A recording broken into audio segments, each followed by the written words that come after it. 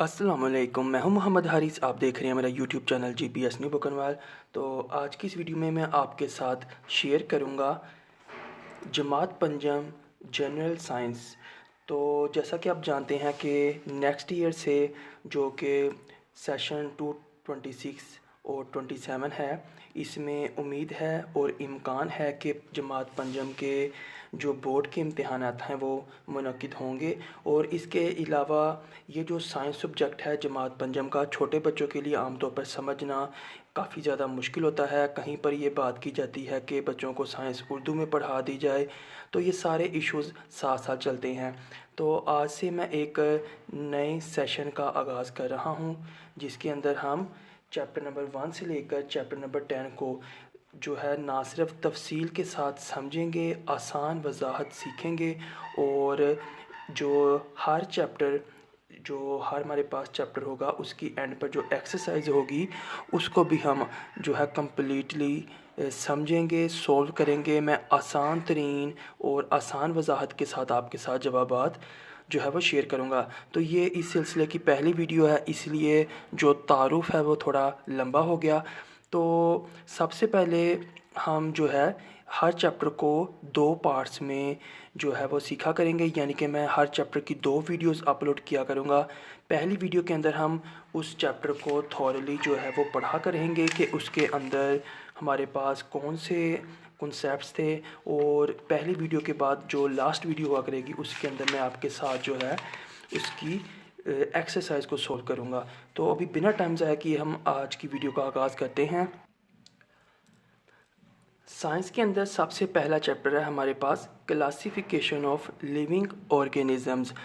जब तक हम किसी भी चैप्टर को अच्छी तरह से अंडरस्टैंड नहीं करेंगे, समझेंगे नहीं, तो तब तक हम उसकी जो एक्सरसाइज है वो सिर्फ हम रट्टा लगा कर ही याद कर सकते हैं। और जो रट्टा होता है वो देर पा नहीं होता, पेपर में जाकर अक्सर बच्चे जो हैं फिर वो भूल जाते हैं सवालात के जवाबात। तो आज की इस वीडियो में सबसे पहले मैं टाइटल से आगाज़ करता हूँ। और अगर आप चैनल पर नए हैं, ये सिलसिला इंशाल्लाह ताला ना सिर्फ चैप्टर 10 तक जाएगा, बल्कि मेरी कोशिश होगी जो दीगर सब्जेक्ट्स हैं उनकी वीडियोस और उनके ट्यूटोरियल्स भी मैं आपके साथ शेयर करूँ। तो तारुफ़ काफ़ी ज़्यादा लंबा हो रहा है, हम वापस आते हैं अपनी वीडियो की तरफ। और सबसे पहले हम देखते हैं हमारा जो चैप्टर 1 है उसका टाइटल हमें क्या चीज़ पेश कर रहा है। तो टाइटल है हमारे पास चैप्टर 1 का क्लासिफिकेशन ऑफ लिविंग ऑर्गेनिज़म्स।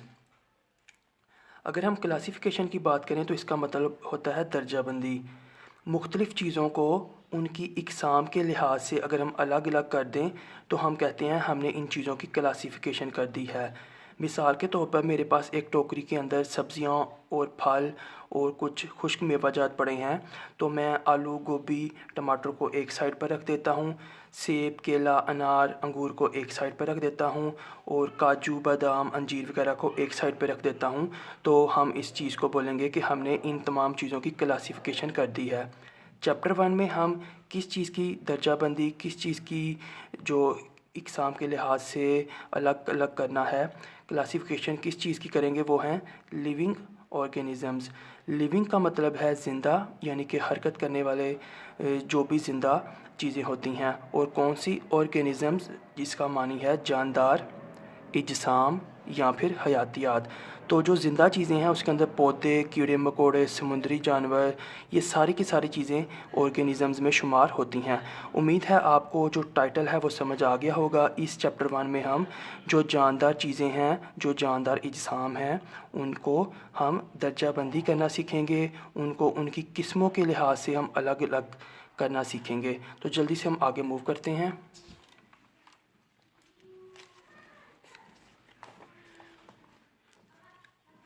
तो सबसे पहले हमारे पास क्लासिफिकेशन ऑफ ऑर्गेनिज़म्स को जो है छोटा सा एक्सप्लेन किया गया है, यानी कि जानदारों की दर्जाबंदी, जो कि मैंने आपको टाइटल में भी समझा दिया है। There are numerous types of organisms found on our earth, यानी कि हमारी ज़मीन के ऊपर न्यूमरस बहुत सी इकसाम हैं जानदारों की। ये वीडियो स्पेशली स्टूडेंट्स के लिए है, टीचर्स आलमोस्ट अंडरस्टूड कर जाते हैं। तो अगर आप स्टूडेंट हैं जमात 5 के, या इवन आप टीचर भी हैं, तो मैं आपको रिकमेंड करूँगा कि आप अपनी जो दरसी किताब है, टेक्स्ट बुक है साइंस की, उसको पास रखें।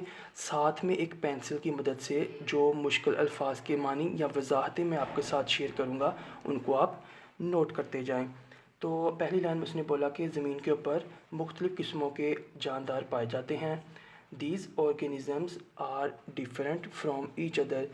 फिर वो कहता है कि ये जो जानदार अजसाम हैं ये एक दूसरे से मुख्तलिफ होते हैं। There are no similarities among them. तो उनके अंदर कोई भी सिमिलैरिटीज़ यानी कि मुमासिलतें यानी कि एक जैसी बातें, एक जैसी चीज़ें उनके अंदर नहीं होती। ज़ाहिर सी बात है जो ख़वास मछली के अंदर हैं वो बकरी में नहीं होंगे, और जो परिंदों के अंदर ख़वास हैं वो कीड़े मकोड़ों में नहीं होंगे। Some have few similar characteristics. लेकिन वो कहता है कि कुछ ज़रूरी नहीं कि ये हार्ड एंड फास्ट रूल है। कुछ चीज़ें, कुछ कैरेक्टरिस्टिक्स जिसका मतलब होता है खसूसियात, ख़वास, वो सिमिलर भी हो सकते हैं, एक जैसे हो सकते हैं। अब क्लासिफिकेशन ऑफ ऑर्गेनिज़म्स, जानदारों की दर्जाबंदी को समझने के लिए एक सरगर्मी है। इसको आप गौर से समझें, आपको समझ आ जाएगी कि ये क्लासिफिकेशन क्या चीज़ है। जैसा कि मैंने आपको टाइटल में सब्जियों, फलों और जो खुश्क मेवाजात की मिसाल दी थी, वो कह रहा है ये सरगर्मी आपने करनी है। Right the names of organisms in their respective groups on the basis of similar characteristics. उसने ये हमें कुछ चीज़ें दी हैं, ठीक है, और ये जो चीज़ें हैं ये ऑर्गेनिज़म्स हैं, यानी कि ये सारी की सारी चीज़ें जानदार हैं। और वो हमें बोलता है कि इनकी आप क्लासिफिकेशन करें। इस क्लासिफिकेशन दर्जाबंदी से हम दर्जाबंदी का जो कॉन्सेप्ट है उसको समझ जाएंगे। सबसे पहले हम जल्दी से एक नज़र अगर डालें, गावा, अमरूद, फाउल, परिंदा, ऐसा परिंदा जिससे हम गोश्त हासिल करते हैं। आमतौर पर घरों में जो हम मुर्गियाँ पालते हैं वो इसी कैटेगरी में आती हैं। पिजन, कबूतर, मैंगो, आम, स्पैरो चिड़िया, स्नेक सांप, रोज़ गुलाब का फूल, क्रोकोडाइल, मगरमच्छ, सनफ्लावर सूरजमुखी का फूल, और हमारे पास लेज़र, छिपकली, कैट माने बिल्ली, टाइगर जो टाइगर होता है चीता, काऊ माने गाय, टोर्टोइस कछुआ, गोट बकरी, एंड और डव फाख्ता। आप पेंसिल की मदद से इनके अल्फाज मानी लिख सकते हैं। For example, rose, fowl, snake and goat have been placed in separate groups. यानी कि उसने ये 4 ग्रुप्स बनाए हैं और एक एक मिसाल उसने खुद लिख दी है।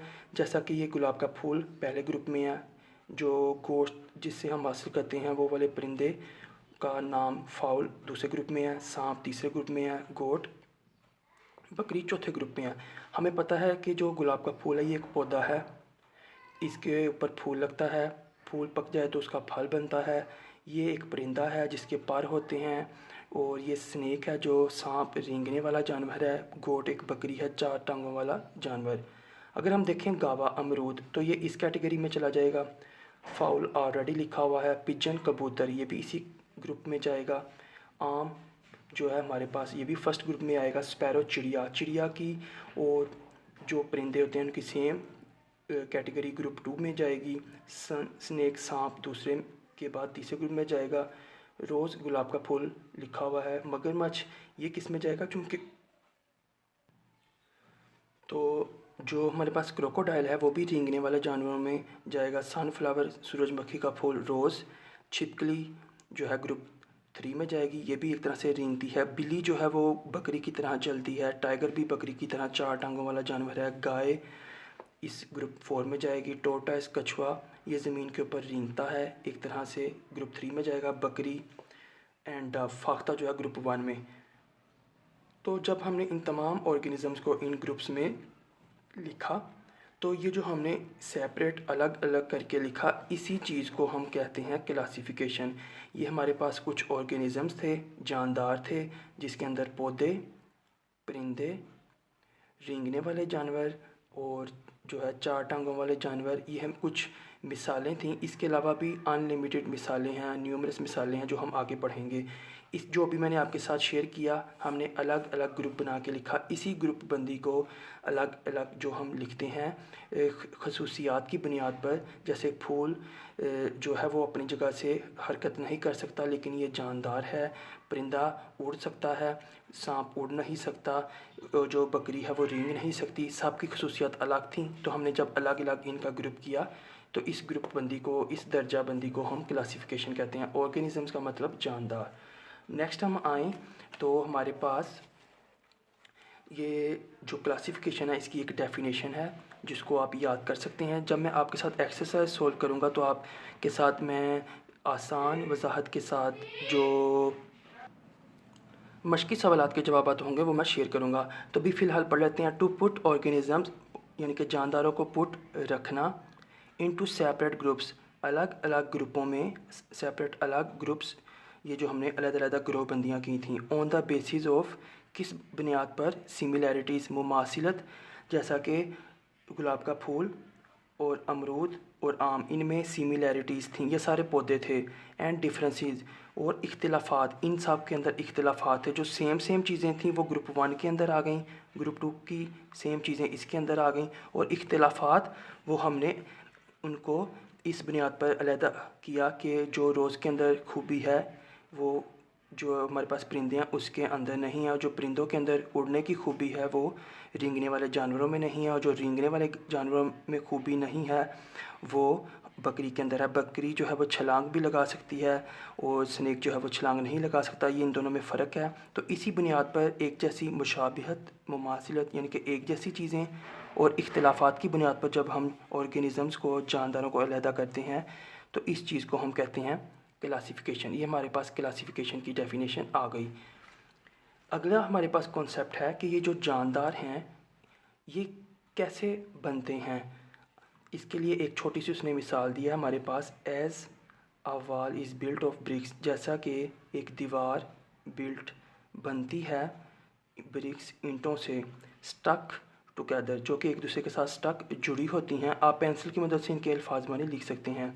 इन द सेम मैनर, इसी अंदाज से, बॉडी ऑफ ऑर्गेनिज़म्स, ये जो जानदार होते हैं जो हमने ऊपर पढ़े हैं छोटी सी मिसालें, इनका जो बॉडी है, इनका जो जिस्म है वो भी इज़ बिल्ट बना होता है ऑफ सेल्स स्टक टुगेदर। वो कहता है जिस तरह एक दीवार छोटी छोटी ईंटों से बनती है, छोटी छोटी ईंटों के आपस में जुड़ने से बनती है, इसी तरह ये जो जानदार होते हैं इनका जो बॉडी होता है, जो इनका जिस्म होता है वो भी छोटी छोटी ईंटों से मिलकर बनता है। उन ईंटों को हम बेसिकली कहते हैं सेल्स, यानी कि छोटे छोटे सेल्स मिलकर जानदारों की जो बॉडी है उसको बनाते हैं। और वो जो उनका जो जुड़ना होता है वो कभी कभी पौधे की शक्ल में बन जाता है, किसी स्नेक की शक्ल में, किसी बकरी की शक्ल में। तो उनका बेसिकली अगर हम तज्ज़िया करें तो बुनियादी तौर पर वो इन्हीं छोटे छोटे सेल्स की मदद से मिलकर बनते हैं। जैसे कि एक बड़ी दीवार चाहे वो 10 मंजिला क्यों ना हो,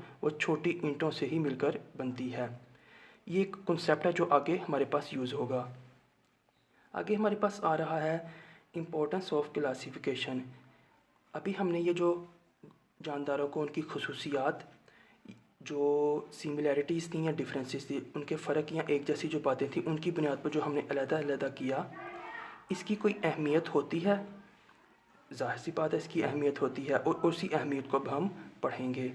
ड्यू टू क्लासिफिकेशन, जब हम दर्जाबंदी करते हैं, वी कैन डिटरमाइन, हम मालूम कर सकते हैं, निशानदही कर सकते हैं किस चीज़ की, the similarities and differences among organisms, जो जानदारों के अमंग दरमियान में सिमिलैरिटीज़ एक जैसी बातें होती हैं और डिफरेंसेस फ़र्क होते हैं, उनको हम डिटरमाइन मालूम कर सकते हैं। अब जब हमने रोज़ की कैटेगरी के अंदर सारे ऑर्गेनिज़म्स को लिखा तो हमें मालूम हो गया कि चाहे गुलाब का फूल हो, चाहे अमरूद हो, चाहे आम हो, ये सारे पौधे हैं जो कि अपनी जगह से हरकत नहीं कर सकते, लेकिन ये जानदार हैं क्योंकि ये फलते हैं, बढ़ते हैं, साइज़ में बड़े होते हैं और खाना भी खाते हैं। तो हम जब क्लासिफिकेशन करते हैं हमें जानदारों के दरमियान में एक जैसी और मुख्तलिफ बातों का पता चल जाता है। Due to the structure and other characteristics of organisms, जब हम जानदारों को अलग-अलग कैटेगरीज़ में जो है रखते हैं तो हम उनके स्ट्रक्चर, उनको साख्त को देखते हैं। जैसे दरख्त जो है उसके ऊपर एक खुरदरी सी आप समझ लें खाल होती है, झिल्ली होती है, और जो दूसरी खसूसियात हैं तो वी कैन आइडेंटिफाई, हम निशानदही कर सकते हैं, एंड स्टडी दैम, हम उनको पढ़ सकते हैं। जो बकरी के ऊपर जिस्म पर खाल है वो उसका स्ट्रक्चर जो है वो अलग होता है, और जो दरख्त के ऊपर खाल है उसका अलग होता है। समुंदर के अंदर जो मछली है उसकी खाल अलग होती है। ये सारी बातें हम आगे डिस्कस करेंगे। We can also know the relationship among organisms. तो जब हम इन ऑर्गेनिजम्स की क्लासिफिकेशन करते हैं तो हम उनका जो आपस में रिलेशनशिप होता है हमें वो भी मालूम हो जाता है। मिसाल के तौर पर अगरचे ये छलांग लगा सकता है, स्नेक छलांग नहीं लगा सकता। फाउल या जो परिंदे हैं वो उड़ सकते हैं। ये इनकी डिफरेंसेस हैं, लेकिन इनका आपस में एक रिलेशनशिप भी है, यानी कि इन सबको ज़िंदा रहने के लिए ऑक्सीजन की ज़रूरत है, पानी की ज़रूरत है, खाने की ज़रूरत है। तो ये इनका आपस में एक ताल्लुक़ है। इसके अलावा भी ताल्लुक़ की इकसाम हैं। तो नेक्स्ट हमारे पास जो टॉपिक आ रहा है वो 5 किंगडम सिस्टम। ये जो ऑर्गेनिज़म्स हैं जो भी हमने डिस्कस किए, इनके बेसिकली 5 किंगडम बनाए गए हैं। किंगडम का मतलब एक ममलिकत है, एक ऐसा मुल्क जिसके अंदर कुछ लोग रहते हों। तो ये जो 5 किंगडम्स हैं, the organisms have been divided into 5 kingdoms. यानी कि जितने भी ऑर्गेनिज़म्स हैं जो हमने कुछ ये पढ़े, इनके अलावा भी उनको सिमिलैरिटीज़ एक जैसी बातों और इख्तलाफात अलग अलग मुख्तलिफ़ बातों की बुनियाद पर 5 किंगडम्स, इकसाम, रियासतें, मुल्क, आप जो भी इसको समझ लें, ये एक इंग्लिश का लफ्ज़ है। तो 5 किंगडम्स के अंदर जो हमारे जानदार हैं उनको डिवाइड किया गया है। यानी कि हर किंगडम, आप ये समझ लें जिस तरह हमने ये ग्रुप बनाए थे, इसके अंदर सारे के सारे फूल थे। कोई गुलाब का था जिसके ऊपर कांटे थे, कोई मोती का फूल था, कोई चंबेली का फूल था, इसी तरह ये उड़ने वाले परिंदे थे। तो हमने ये जो किंगडम का लफ्ज़ है इसी दर्जाबंदी के लिए यहाँ पर इस्तेमाल किया है। यानी कि हमने जानदारों को 5 इकसाम के अंदर बांट दिया है, और इकसाम के लिए लफ्ज़ उसने किंगडम का इस्तेमाल किया। किंगडम का मतलब एक ममलिकत है जिसके अंदर एक अपना सारे का सारा निज़ाम राइज होता है। तो जब हम 5 किंगडम सिस्टम की बात करते हैं तो 5 के अंदर सबसे पहला जो किंगडम आता है वो है मोनेरा। ये एक इंग्लिश का लफ्ज़ है, हम इसको ऐसे ही याद करेंगे, मोनेरा। तो मोनेरा के अंदर जो जानदार होंगे, these organisms are made of 1 cells. यानी कि मोनेरा के अंदर जितने भी ऑर्गेनिज़म्स को जमा किया गया है, उनकी कैटेगरीज़ को इकट्ठा किया गया है, उन सब के सब ऑर्गेनिज़म्स में एक ही सेल होता है। अभी आपने देखा था पीछे कि जो जानदारों का जिस्म होता है वो ईंटों की तरह अलग अलग सेल से जुड़ने से मिलकर बनता है, अलग अलग सेल से। तो ये मोनेरा के अंदर ऐसे जानदार होते हैं जिनके जिस्म में सिर्फ़ एक ही सेल होता है, यानी कि ईंटों की तरह ज़्यादा सेल्स नहीं होते, एक ही सेल होता है। There structure is very simple. अब वो कह रहा है कि इनका जो साख्त है, ये साथ में एक क्या चीज़ है ये भी हम अभी पढ़ेंगे। तो इसका जो स्ट्रक्चर, जो साख्त है वो बिल्कुल सिंपल होती है, सादी सी होती है। ठीक है, तो इसके अंदर जो हमारे पास एक मिसाल दी गई है वो है दीज इंक्लूड बैक्टीरिया। जमा है, ज़्यादा हों तो बैक्टीरिया, अगर एक हो तो उसे हम बैक्टीरियम कहते हैं। ये बैक्टीरियम की मुख्तलिफ़ किस्में होती हैं, और इसका एक ये हमारे पास जो स्केच है, जो ड्राइंग है वो बनाई गई है। बैक्टीरिया क्या होते हैं? ये आँखों से नज़र नहीं आते, छोटे छोटे ऑर्गेनिज़म्स होते हैं जिनको हम जो खुर्दबीन या माइक्रोस्कोप है उसी से देख सकते हैं। हम घर में जब दही जमाते हैं तो इन्हीं की मदद से वो जमता है। इसी तरह कुछ नुकसान वाले बैक्टीरिया भी होते हैं, जैसे हमें ज़ुकाम हो जाता है तो उसके अंदर भी यही बैक्टीरिया, माइक्रो ऑर्गेनिज़म्स, छोटे छोटे जानदार कार फरमा होते हैं जिनकी वजह से ये सारी तब्दीलियाँ होती हैं। Bacteria are found everywhere on earth. जो बैक्टीरिया हैं ये ज़मीन पर हर जगह फाउंड पाए जाते हैं, मौजूद होते हैं। Some bacteria can prepare their food. कुछ बैक्टीरिया जो होते हैं अपना खाना प्रिपेयर तैयार कर सकते हैं। Many bacteria obtain food from their organisms. और बहुत से बैक्टीरिया ऐसे हैं जो अपना खाना अपने ऑर्गेनिज़म से हासिल करते हैं, मसलन एंड डेड बॉडीज़, और मुर्दा जानवरों से। मिसाल के तौर पर आपने किसी जगह पर एक रोटी को फेंक दिया, वो कुछ दिन के बाद गल सड़ गई, तो या किसी जगह पर आपने एक गोश्त का टुकड़ा फेंक दिया, कुछ दिन बाद वो गल सड़ गया। तो बेसिकली वो गलना सड़ना चींटियों की मदद से नहीं बल्कि कुछ जानदारों की मदद से होता है जो हमें आँख से नज़र नहीं आते। तो उन्हीं को बैक्टीरिया कहा गया है।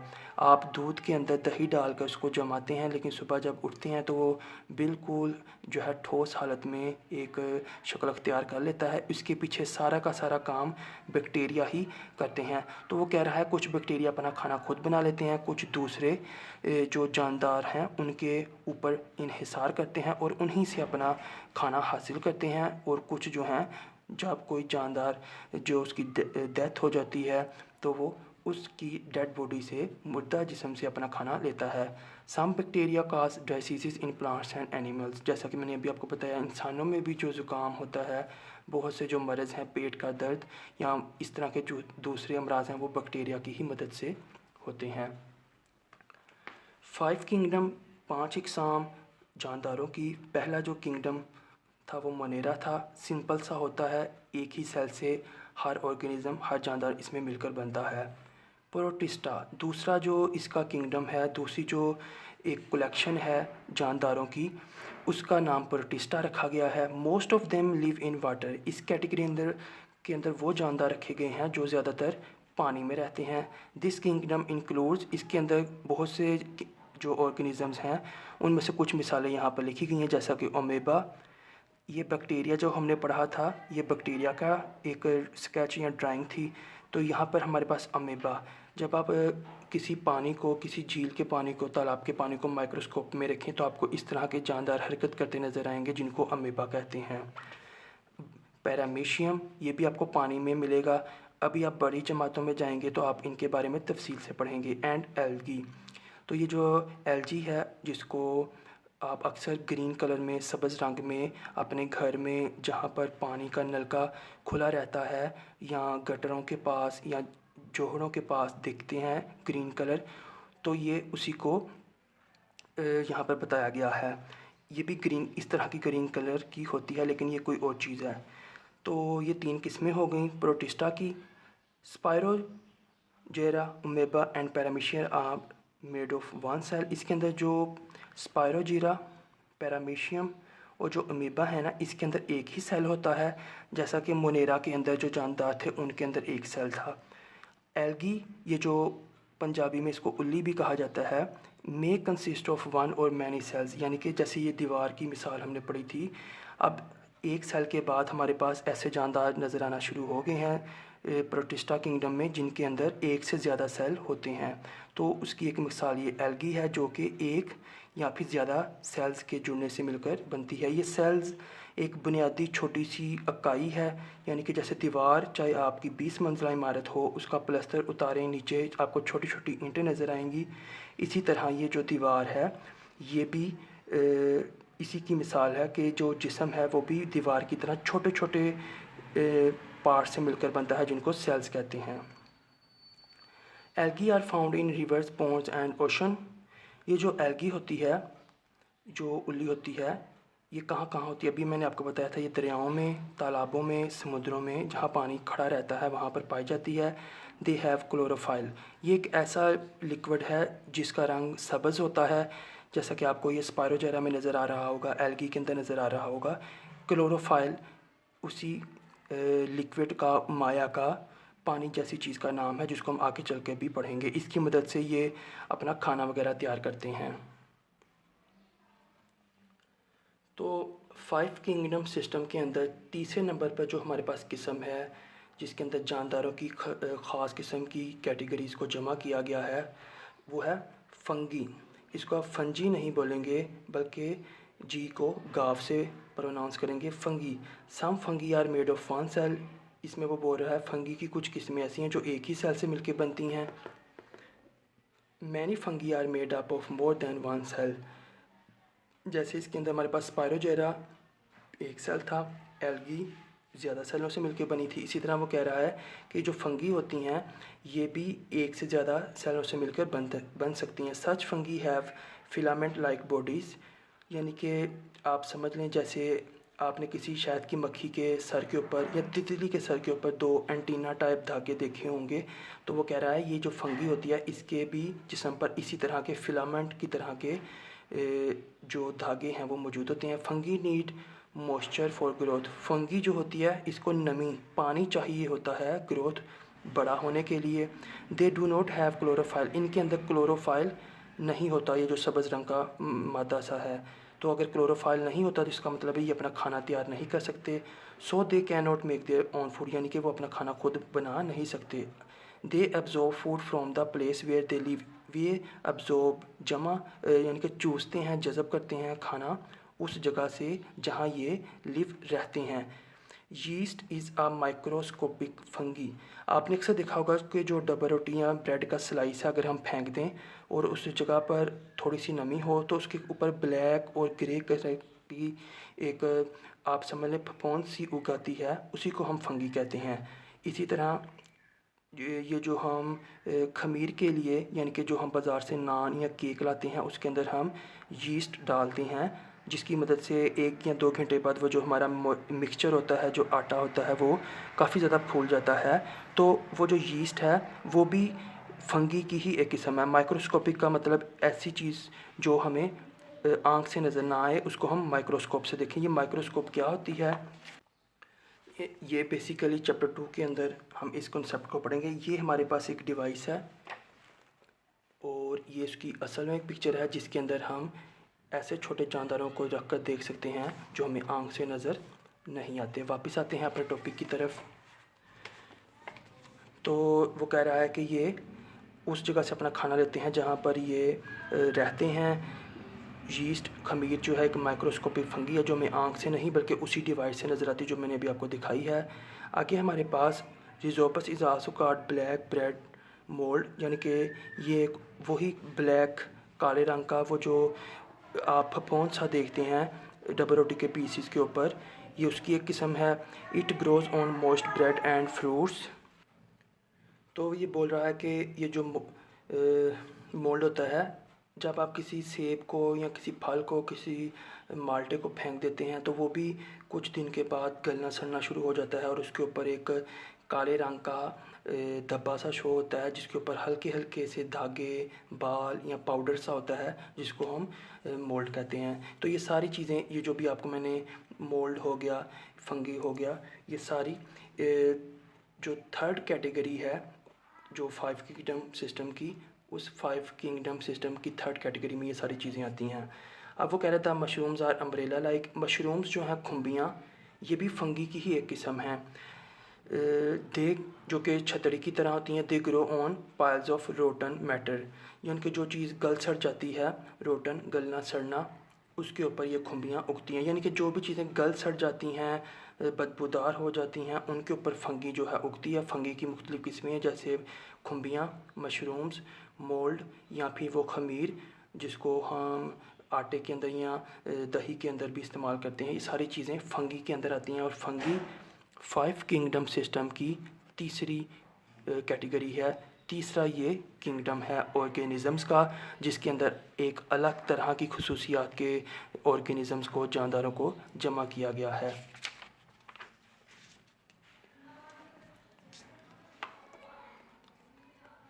तो ये जो हमने पीछे पढ़ा था, मशरूम्स जो छतरी की तरह होती हैं, रिजोप्स और यीस्ट खमीर, तो ये खुम्बियाँ और ये जो डबल रोटी के ऊपर उगता है हल्का सा काले रंग का ग्रे कलर का हमें पाउडर सा नज़र आता है, वो बेसिकली रिजोपस होता है। और ये यीस्ट है जो कि खमीर के लिए इस्तेमाल होता है खाना पकाने में, जो केक या नान होते हैं उसके अंदर। आगे हमारे पास सम मशरूम्स, ये एक डू यू नो एक नॉलेज के लिए है। सम मशरूम्स कैन बी ईटन, वो कह रहा है कि ये जो मशरूम्स हैं इनको हम खा भी सकते हैं। But some mushrooms are poisonous, लेकिन कुछ मशरूम्स, कुछ खुम्बियाँ जहरीली होती हैं। आप ये अल्फाज मनी लिखते जाएं समझने के लिए, जिनको खाने से इंसान बीमार भी हो सकता है और उसकी जान भी जा सकती है। More than 100 types of mushrooms have the ability, अब वो ये कह रहा है कि जो खुम्बियाँ हैं या मशरूम्स हैं उनकी 100 से ज़्यादा इकसाम ऐसी भी हैं जिनके अंदर एबिलिटी सलाहियत होती है ग्लो चमकने की, लाइक फाइव एट नाइट, जैसा कि रात को आसमान पर आतिशबाजी चमकती है। यानी कि रात के अंधेरे में ये खुम्बियाँ चमकती भी हैं। 100 से ज़्यादा उनकी किस्में हैं। 5 किंगडम सिस्टम को हम पढ़ रहे हैं, जानदारों को एक चौथा किंगडम, एक चौथा उनका ग्रो बनाया गया है, जिसके अंदर एक अलग तरह की और मिलती जुलती कैटेगरीज़ के ऑर्गेनिज़म्स को, जानदारों को जमा किया गया है। उसका नाम है Plantae. These organisms are made of more than one cell. इसके अंदर जितने भी ऑर्गेनिज़म्स हैं जो कि पौधे ही होंगे, वो सब के सब ही एक सेल से ज़्यादा सेल्स से मिलकर बनते हैं। दे आर कॉल्ड प्लांट्स, यानी कि इस किंगडम के अंदर जो ऑर्गेनिज़म्स हैं उनका नाम प्लांट्स रखा गया है। They have chlorophyll in their leaves. इनके पत्तों में क्लोरोफाइल होता है। क्लोरोफाइल एक सब्ज़ रंग का मादा है जिसका रंग सब्ज़ होता है, और इसकी मदद से जो जो पौधे हैं या जो वो एल्गी है या ये सब जो पौधे हैं इस क्लोरोफाइल की मदद से अपना खाना खुद ही बनाते हैं। इनको चलकर कहीं पर जाना नहीं पड़ता, किसी पर इन्हिसार करना नहीं पड़ता। So they are able to make their food by using the energy of the sun. यानी कि इस क्लोरोफाइल को सूरज की रोशनी में वो इस्तेमाल करके फिर इससे अपना खाना बनाकर वो ज़िंदा रहते हैं। Due to chlorophyll their leaves are green in colour. यानी कि क्लोरोफाइल का रंग सब्ज़ होता है, तो इसी वजह से आमतौर पर जो पौधे हैं उनका रंग भी सब्ज़ होता है। 5 किंगडम सिस्टम के अंदर जो हमने पढ़ा था, लास्ट जो कैटेगरी है जिसके अंदर अलग तरह की मिलती जुलती खसूसियात वाले ऑर्गेनिज़म को जमा किया गया है, उसका नाम एनिमेलिया रखा गया है। एनिमेलिया के अंदर दीज ऑर्गेनिज, जैसे ये भी फ्लावरिंग प्लांट, पाइन ये जो चलगोजे का दरख्त है, फर्न ये भी एक पौधे की किस्म है, ये सारे प्लांटे की किस्म है। तो ये मैंने स्किप किया था, आपके साथ दोबारा शेयर कर दिया। एनिमेलिया के अंदर these organisms are also made of many cells. तो इसके अंदर भी जितने ऑर्गेनिज़म जानदार हैं वो ज़्यादा सेल्स से मिलकर बने हैं, क्योंकि इनका जिस्म बड़ा होता है। तो इसलिए जैसा कि जितनी बड़ी इमारत होगी उसके अंदर उतनी ज़्यादा ईंटें होंगी, तो जितना बड़ा बॉडी होगा उसके अंदर सेल्स भी ज़्यादा होंगे। पीछे जब हमने बात की थी कि बैक्टीरिया के अंदर एक ही सेल होता है, तो ये छोटा होता है, ये हमें आँख से भी नज़र नहीं आता, इसलिए एक ही सेल से ये अपना फंक्शन करता है, ये पॉसिबल हो जाता है इसका बनना।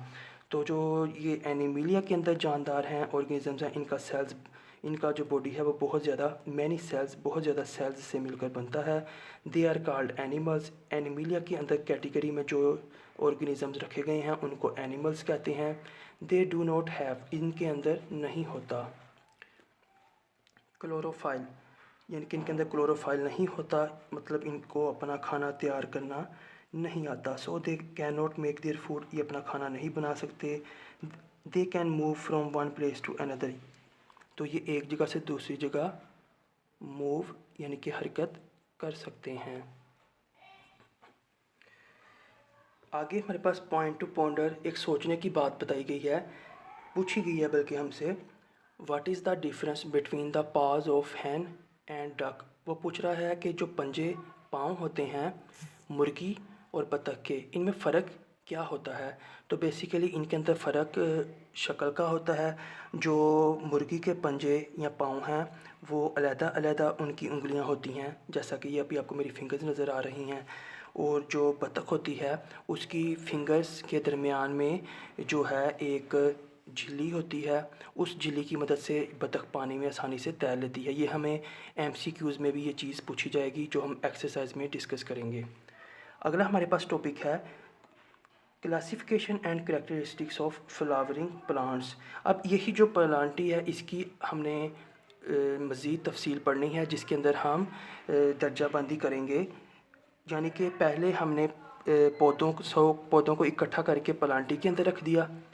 अब प्लांटी को मज़ीद हम आगे से खोलेंगे और इनकी कैटेगरीज बनाएंगे, जिसके अंदर हमारे पास जो खसूसियात और दर्जाबंदी है उसको अब हम पढ़ते हैं।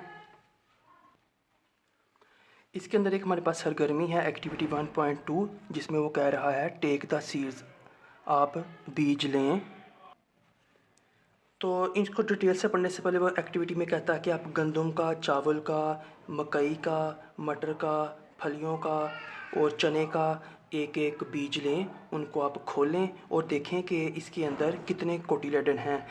यानी कि आपने अक्सर देखा होगा चना और चने की दाल बाज़ार से आसानी से मिल जाती है। जब हम चने को खोलते हैं तो उसके अंदर 2 पीले रंग के दाल के टुकड़े होते हैं। इसी दाल के टुकड़े को हम कोटिलेडन कहते हैं। तो वो कहना चाह रहा है कि चने के बीच में 2 कोटिलेडन होते हैं। जब आप इस सरगर्मी को करेंगे तो आप ये चीज़ जान जाएंगे। फलियों के अंदर भी 2 होते हैं, मटर के दाने के अंदर भी 2 दाल के दाने होते हैं। जो मकई होती है, इसको अगर आप खोलेंगे अंदर से कुछ नहीं निकलेगा। तो बेसिकली इसके अंदर एक ही कोटिलेडन होता है जिसको दाल कहते हैं। चावल के अंदर भी एक ही कोटिलेडन होता है। और ये वीट हमारे पास जो गंदम है, इसके अंदर भी हमारे पास एक ही कोटिलेडन होता है। तो एक दाल वाले और 2 दाल वाले बीज हमने इस सरगर्मी से समझ लिए, उनको ऑब्ज़र्व कर लिया। अब जो एक दाल वाले पौधे होते हैं उनका नाम रख दिया गया है मोनोकोट प्लांट्स। ऐसे पौधे जिनकी बीज को तोड़ें और अंदर से एक ही दाल निकले, उसको हम मोनोकोट प्लांट्स कहते हैं। द फ्लावरिंग प्लांट्स, लेकिन ये पौधों की वो किस्म है जिनके ऊपर फूल लगते हैं। जिस पौधे पर फूल नहीं लगते उसके ऊपर बीज भी नहीं लगेगा, और अगर बीज नहीं लगेगा तो हमें पता भी नहीं चलेगा कि उसके अंदर एक दाल है या फिर 2। तो ऐसे फूल वाले पौधे हुज सीड्स, जिनके बीज हैव 1 कोटिलेडन, जिनके बीजों में एक ही कोटिलेडन होता है, आर कॉल्ड मोनोकोट प्लांट्स। ये भी एक डेफिनेशन है जिसको हम एक्सरसाइज में बाद में डिस्कस करेंगे। शुगर केन गन्ना, ठीक है, वीट गंदम, राइस चावल, बेम्बो बांस, ये बांस का पौधा है। शुगर केन ये गन्ने का पौधा है। एंड मेज़, ये मकई का पौधा पिक्चर आपको नज़र आ रही होगी। ये सारी मिसालें हैं मोनोकोट प्लांट्स की। पौधों को मज़ीद हम कुछ किस्मों में तकसीम कर रहे हैं, उनकी कैटेगरीज़ को बना रहे हैं और उसके अंदर हम इनको डिस्कस कर रहे हैं। तो मोनोकोट के अंदर सारे पौधों में जब उनका बीज हम देखेंगे तो एक ही दाल का दाना होगा। उस दाल के दाने को हम कोटिलेडन कहते हैं।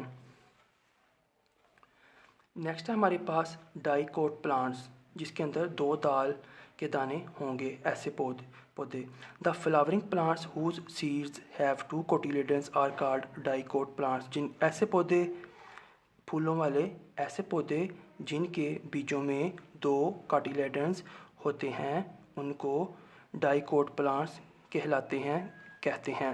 मसलन आम का आप गुठली को अगर छुरी से काट के देखें, उसके अंदर आपको 2 दाल के दाने की तरह के बड़े बड़े नज़र आएंगे हिस्से, जिसको कोटिलेडन कहते हैं।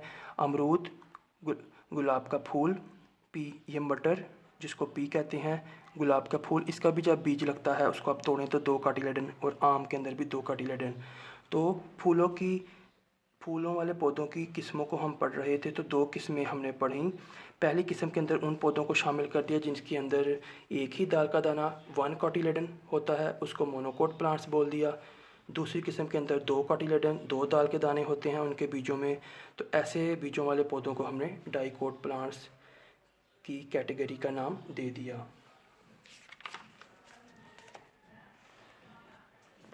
अब एक वो हमें बड़ी मज़े की सरगर्मी बता रहा है, एक्टिविटी 1.3। वीडियो हो सकता है लंबी हो जाए, या तो इसको मैं छोटे छोटे पार्ट्स में यूट्यूब पर अपलोड करूँगा, और अगर आप एक ही मुकम्मल वीडियो को देख रहे हैं तो आप अपनी आसानी के मुताबिक वीडियो को रोककर दोबारा वहीं से शुरू कर सकते हैं। एक्टिविटी 1.3 सरगर्मी number 1.3। Observe the leaves of monocot and or dicot plants. What is the arrangement of veins in their leaves? तो बीजों से तो हमने पहचान लिया। क्या हम जो पत्ते हैं उनकी मदद से पहचान सकते हैं मोनोकोट और डाइकोट जो प्लांट्स हैं उनको? ज़ाहिर सी जी, इसका जवाब है yes. What is the arrangement? इसके अंदर जो वेंस, यानी कि जैसे हमारे हाथों के ऊपर ये वेंस होती हैं, इसी तरह पौधों के अंदर भी वेंस होती हैं। In the leaves of a monocot plant the veins are parallel to each other. ये एक मैंने मकई के पौधे का, गंदम का, चावल का आप देख सकते हैं पत्ता बनाया है। इसके अंदर जो वेंस होंगी वो सब सीधी लाइन होंगी और हर लाइन एक दूसरे के पैरेलल होगी, एक जितने फासले पर सीधी लाइनें होंगी। The leaves of dicot plants have veins in the form of a net. जो दूसरे डाइकोट्स, चने का दाल, गुलाब, शहतूत, जो दूसरे पौधे हैं जो कि डाइकोट होते हैं, उनकी जो वेंस हैं ये जालीदार, नेट जालीदार होंगी, जैसा कि आपको ये नज़र आ रहा है। आपको अपने हाथ के ऊपर भी इस तरह की वेंस नज़र आएंगी, तो ये जालीदार वेंस कहलाती हैं। The small leaves of a flower are called floral leaves.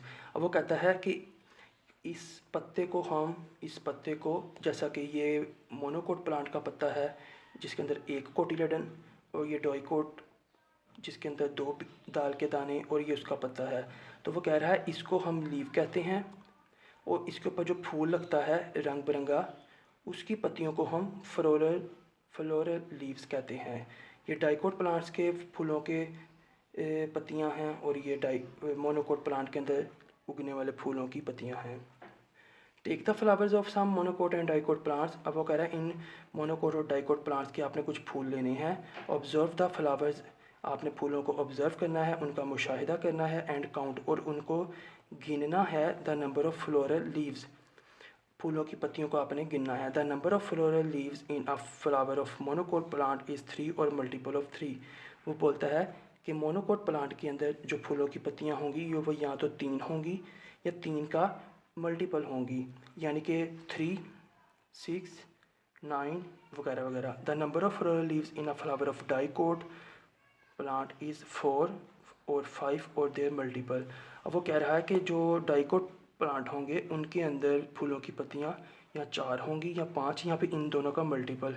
यानी जैसा कि इसके अंदर 1, 2, 3, 4, 5 हैं, 5 होंगी, 10 होंगी, 15 होंगी, 20 होंगी, या फिर 4 पत्तियां, फिर 8 पत्तियां, फिर 12 पत्तियां। तो ये एक छोटी सी एक्टिविटी है जिसके अंदर हमने पत्तों और फूलों की पत्तियों की मदद से मोनोकोट और डाइकोट प्लांट्स को पहचान करना सीखा। और 1 दाल का दाना, 2 दाल का दाना। आगे हमारे पास activity 1.4, paste leaves of monocot and dicot plants in scrap book. यानी कि आप इन्हीं को अपनी स्क्रैप बुक के अंदर पत्तों को पेस्ट करेंगे, ऊपर नाम लिखेंगे कि ये पत्ता इस पौधे का है, ये पौधा मोनोकोट है, ये पत्ता इस पौधे का है, वगैरह वगैरह, और ये उसके ऊपर आप हेडिंग देंगे ये डाइकोट है। Paste dried and preserve flowering and non flowering plants in the scrap book. फिर वो कहता है उसी के आप फूलों को भी खुश करके पेस्ट करें, ताकि देखने से ही पता चल जाए कि 3 फूलों की पत्तियां हैं तो ये मोनोकोट पौधा होगा, अगर 4 या 5 हैं तो ये डाइकोट होगा।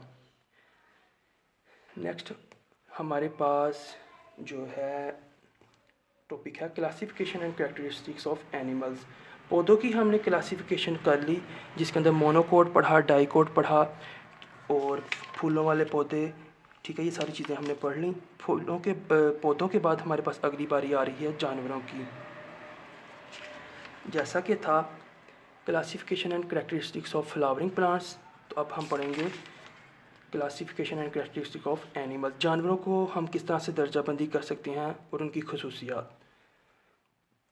We have already studied in grade 4, हमने चौथी जमात में पढ़ लिया है कि animals have been divided into 2 main groups, that is vertebrates and invertebrates. चौथी जमात में आपने पढ़ा था कि जो जानवर हैं उनके 2 ग्रुप्स हैं, एक वो जिनके अंदर रीढ़ की हड्डी होती है, बैकबोन, और जिसके अंदर रीढ़ की हड्डी नहीं होती उसको हम इनवर्टिब्रेट्स कहते हैं। वर्टिब्रेट्स रीढ़ की हड्डी वाले जानवर, इनवर्टिब्रेट्स बगैर रीढ़ की हड्डी वाले जानवर। सरगर्मी है याद दहानी के लिए।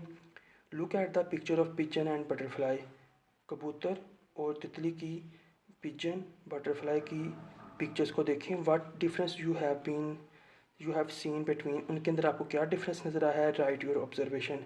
तो हमें यही डिफरेंस नज़र आया है, इसके अंदर हड्डियाँ हैं, कमर की हड्डी भी है, इसके अंदर हड्डियाँ नहीं हैं, वगैरह वगैरह। यानी कि ये हमारे पास वर्टिब्रेट है, ये इनवर्टिब्रेट है। All vertebrates have backbone. तमाम रीढ़ की हड्डी वाले जानवरों में कमर की हड्डी, रीढ़ की हड्डी जिस्म में होती है। Most of them have internal skeleton. इनमें से ज़्यादातर के अंदर इंटरनल अंदरूनी ढांचा भी होता है, मेड ऑफ बोन्स, जो कि हड्डियों से मिलकर बनता है। देयर बॉडी, उनका जिस्म, हैज़ 3 मेन पार्ट्स। ये जो रीढ़ की हड्डी वाले जानवर हैं उनके जिस्म के 3 हिस्से होते हैं, सर, एब्डोमेन जिसको पेट कहते हैं, एंड टेल जिसको दुम कहते हैं। The brain is present in the skull, और सारे जिस्म को, हरकत और सकनात को कंट्रोल करने वाला, जो जहानत, जो समझदारी, जो दिमाग है वो खोपड़ी के अंदर होता है। स्कल जो हमारा स्केलेटन है उसका ही एक हिस्सा है जो कि दिमाग की हिफाजत करती है। They have the great ability to hear. ये जो इनवर्टिब्रेट्स होते हैं इनके अंदर सुनने की अच्छी सलाहियत होती है, देखने की, सूंघने की, चखने की और महसूस करने की सलाहियत होती है। The blood circulates. इन रीढ़ की हड्डी वाले जानवरों के अंदर खून होता है जो कि सर्कुलेट्स गर्दिश करता है इन द ब्लड वेसल्स, खून की वेसल्स वरीदों में। ये जो आपको अपने हाथ में भी नज़र आ रही हैं नाड़ें, जिनको पंजाबी में हम भी कहते हैं, तो इंग्लिश में वेसल्स वरीदें। The skin of vertebrates is covered with scales of feathers और हेयर्स। तो वो कहता है जो वर्टिब्रेट्स होते हैं, कमर की हड्डी वाले जानवर, रीढ़ की हड्डी वाले जानवर, उनकी जो जिल्द होती है वो ढकी होती है या तो स्केल्स से या फिर परों से या फिर बालों से। वेरियस टाइप्स ऑफ इनवर्टिब्रेट्स, यानी कि अभी आप कबूतर में देखेंगे तो इसके ऊपर आपको ये बाल नज़र आएंगे, ठीक है ना। तो ये चीज़ें यहाँ पे बयान हुई है। Various types of invertebrates are found on earth. जो रीढ़ की हड्डी के बगैर वाले जानवर हैं वो भी वेरियस मुख्तलिफ़ किस्मों के हैं जो कि ज़मीन पर आसानी से मिल जाते हैं। They do not have any type of bone inside the body. उनके जिस्म में किसी भी किस्म की हड्डी नहीं होती। Their body structure is of various types. उनकी जिस्म का स्ट्रक्चर, साख्त, शक्ल मुख्तलिफ़ किस्मों की होती है। सम आर फ्लैट, कुछ चौड़े होते हैं, सम आर राउंड, कुछ गोल गोल होते हैं, एंड सम आर सेगमेंटेड, और कुछ हिस्सेदार होते हैं। जैसा कि आपने ये बटरफ्लाई में देखा था कि इसके ऊपर सर और दरमियान में एक छोटा सा पोर्शन और फिर इसके पीछे भी एक पोर्शन होता है। तो ये इनवर्टिब्रेट है जिसके अंदर वो कह रहा है कि जिस्म हिस्सेदार होता है, जिस्म के मुख्तलिफ हिस्से होते हैं। The body parts of invertebrates are different in different groups. तो बॉडी के जो जिस्म के हिस्से हैं इनवर्टिब्रेट्स में, रीढ़ की हड्डी के बगैर वाले जानवरों के जिस्म के जो हिस्से हैं वो मुख्तलिफ़ ग्रुप्स में मुख्तलिफ होते हैं। अब हम वर्टिब्रेट्स और इनवर्टिब्रेट्स की मज़ीद आगे तफसील पढ़ेंगे तो ये सारी बातें जो हमने जनरल पढ़ी थी हम इसको मज़ीद सीख पाएंगे। Classification of vertebrates. The vertebrates are divided into 5 groups, that is fish, amphibians, reptiles, birds and mammals. तो रीढ़ की हड्डी वाले जानवरों में 5 ग्रुप्स बनाए गए हैं। पहले ग्रुप के अंदर जिन ऑर्गेनिज़म्स को, जानदारों को रखा गया है रीढ़ की हड्डी वाले, उनका नाम फ़िश है। Fish live in water. मछली पानी में रहती है। Both ends of their body are pointed. मछली के जो जिस्म के दोनों हिस्से हैं वो नोकदार होते हैं, जैसे कि आपको देख सकते हैं यहाँ भी नोक है और यहाँ भी नोक है, यहाँ भी नोक है, यहाँ भी नोक है, pointed. The middle part is broad. जो दरमियान वाला हिस्सा होता है वो ब्रॉड होता है, थोड़ा वसी होता है, एंड थिक, और थोड़ा सा वो मोटा भी होता है। That is the body is boat shape, यानी कि ये जो फ़िश है इनकी जो बॉडी या जिस्म है वो कश्ती की तरह होता है। This body shape is most suitable to swim. तो उनकी जिस्म की ये जो शेप, शक्ल है, ये इनको तैरने में सूटेबल मदद देती है। They have scales on their skin. इनकी जिस्म पर जो स्केल्स होते हैं जिसको हम चाने भी कहते हैं। Fish breathe through gills. जो मछलियां हैं ये गिल्स की मदद से सांस लेती हैं, क्योंकि ये पानी में रहती हैं। पानी में इंसानों और जानवरों की तरह फेफड़े नहीं होते, गिल्स की मदद से ये सांस लेती हैं। Fish have fins. ये जो आपको छोटे छोटे पर नज़र आ रहे हैं इनको फिन्स कहते हैं। एंड टेल, और मछली के अंदर जो टेल है दुम भी होती है। Which help to swim. ये दोनों चीज़ें, टेल और फिन्स, उनको स्विम, तैरने में मदद देती हैं। Reproduction in fish takes place through eggs. तो मछलियों में जो उनकी नस्ल बढ़ती है, जो छोटे छोटे जानदार मज़ीद बढ़ते हैं, वो एग्स यानी कि अंडों से निकल कर बनते हैं। Their body temperature. इनके जिस्म का दर्जा हरारत डिपेंड्स, इन्हिसार करता है, on the temperature of their surroundings. यानी कि इनके इर्द गिर्द पानी का जो दर्जा हरारत होगा उस वही दर्जा हरारत इनके जिस्म का दर्जा हरारत भी होगा। जैसा कि इंसानों में अगर जिस्म का दर्जा हरारत 37 है तो अगर उससे कम ज़्यादा बढ़ेगा तो इंसान को बुखार फील होता है, लेकिन जून जुलाई में का महीना हो या दिसंबर का महीना, हर टेम्परेचर के बावजूद जिस्म का दर्जा हरारत चेंज नहीं होता, वो 37 ही रहता है। लेकिन मछलियों में ऐसा नहीं है, जो सराउंडिंग इर्द गिर्द का दर्जा हरारत होगा वही मछलियों का दर्जा हरारत भी होगा। ये फ़िश की कुछ किस्में हैं: रहू, शार्क, कैटफ़िश, गोल्ड फ़िश और बटरफ्लाई फ़िश। तो वर्टिब्रेट्स, रीढ़ की हड्डी वाले जानवरों में दूसरी किस्म है हमारे पास एम्फीबियंस की। एम्फीबियंस, इसके अंदर एम्फीबियंस ऐसे जानदार can live on land and also in water. ऐसे जानदार इसके अंदर शामिल हैं जो कि ज़मीन पर एंड आल्सो भी इन में पानी। एम्फीबियंस के अंदर ऐसे जानदार शामिल हैं जो ज़मीन पर भी रह सकते हैं और पानी में भी, जबकि फ़िश के अंदर ऐसे जानदार शामिल थे जो सिर्फ पानी में रहते हैं।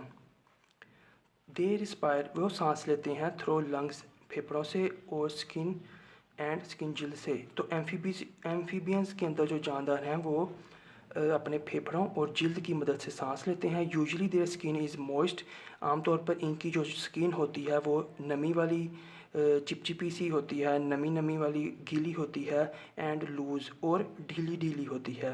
दे लिव ऑन लैंड, वो ज़मीन पर रहते हैं, but lay eggs in water, ये रहते तो ज़मीन पर हैं लेकिन अपने अंडे पानी में देते हैं। Their body temperature also depends on the temperature of their surroundings, इनके जिस्म का दर्जा हरारत भी इर्द गिर्द के दर्जा हरारत पर ही इन्हिसार करता है। अगर बाहर गर्मी है तो इनको गर्मी लगेगी, अगर बाहर सर्दी है तो इनके जिस्म का दर्जा हरारत भी कम हो जाएगा, बिल्कुल मछलियों की तरह। देयर डेवलपमेंट, इनकी बढ़ोतरी यानी कि इनके जो छोटे बच्चे हैं, टेक्स प्लेस इन वाटर, वो बढ़ोतरी जो है वो पानी के अंदर होती है। फ्रॉग, ये फ्रॉग है। मेंढक, टोड, ये भी मेंढक की तरह का ही एक जानवर है, जानदार है। सैलमेंडर, जो कि एक छिपकली की तरह होती है। एंड न्यूट, और ये भी न्यूट, ये भी इंग्लिश में इस छिपकली को ही कहते हैं, are the examples of amphibians.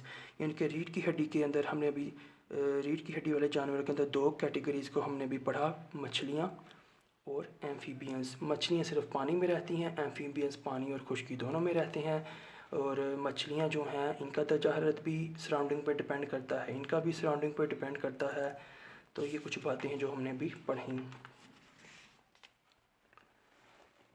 Next उसने पूछा है, do you know why amphibians could not flourish in the whole world? They are not found in desert and snow because they can not go away from water, they depend on the water for reproduction and development. वो पूछ रहा है कि ये जो मेंढक और ये जो छिपकली अभी आपने पीछे पढ़ी थी, ये सहराओं में क्यों नहीं होती और स्नो, बर्फ़ वाले हिस्सों में क्यों नहीं पाए जाते? क्योंकि वहाँ भी तो क्योंकि ये खुश्की में भी रहते हैं और पानी में भी, तो वहाँ भी तो खुश्की होती है। तो इसकी वजह यह है कि वहाँ पर अगर सहराओं की बात की जाए तो पानी बहुत दूर होता है, इनको नस्ल बढ़ाने के लिए पानी की ज़रूरत पड़ती है, पास पानी नहीं होता।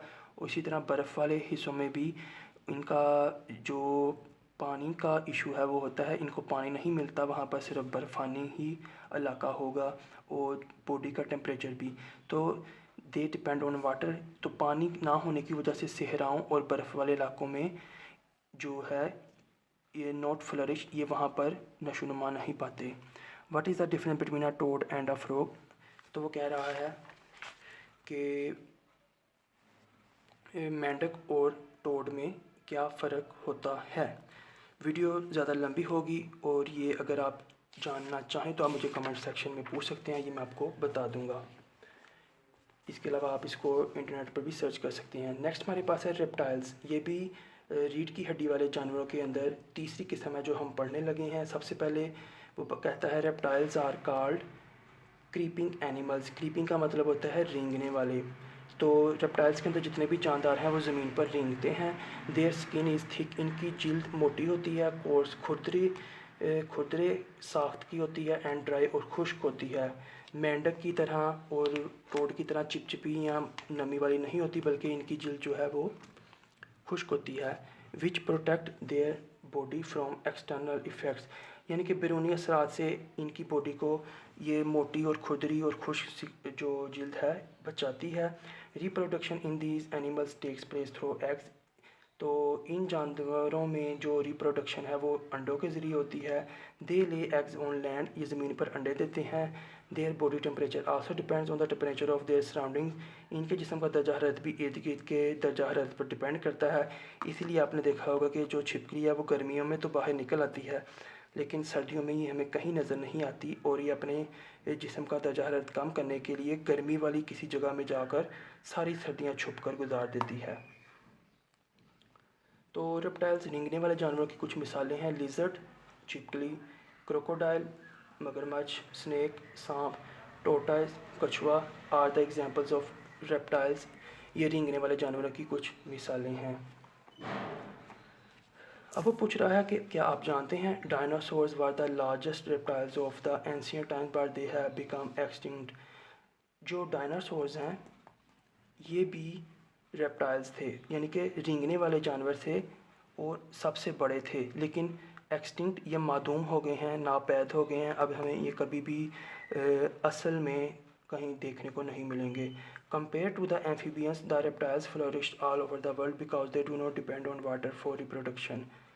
तो ये जो हमारे पास एम्फीबियंस थे ये ज़्यादा सर्दी वाले बर्फ़ानी इलाकों में भी नहीं पा सकते, सहराओं में भी नहीं पा सकते, क्योंकि इनको रिप्रोडक्शन नस्ल बढ़ाने के लिए पानी की ज़रूरत होती है। लेकिन ये जो रेप्टाइल्स हैं ये आपको ऐसी जगहों पर देखने को मिल जाएंगे, ऑल ओवर द वर्ल्ड, हर जगह देखने को मिल जाएंगे, क्योंकि इनको रिप्रोडक्शन के लिए पानी की ज़रूरत नहीं होती।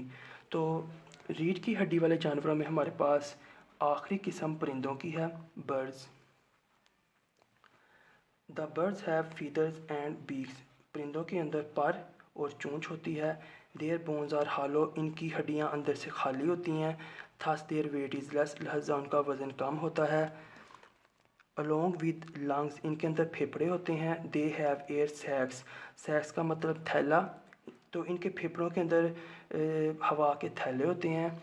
जैसे कोई गुब्बारा हो, फुलाया हुआ हो हवा के साथ, वो पानी के अंदर नहीं डूबता, इसी तरह ये फूले हवा के थैले इनको जिस्म को हल्का करते हैं, खाली हड्डियाँ, और ये हवा के थैले इनको उड़ने में मदद देते हैं। Birds can fly in the air, तो परिंदे हवा में उड़ सकते हैं। Some birds can swim in water, for example duck, वो कह रहा है कुछ परिंदे पानी में तैर भी सकते हैं जैसा कि बतख।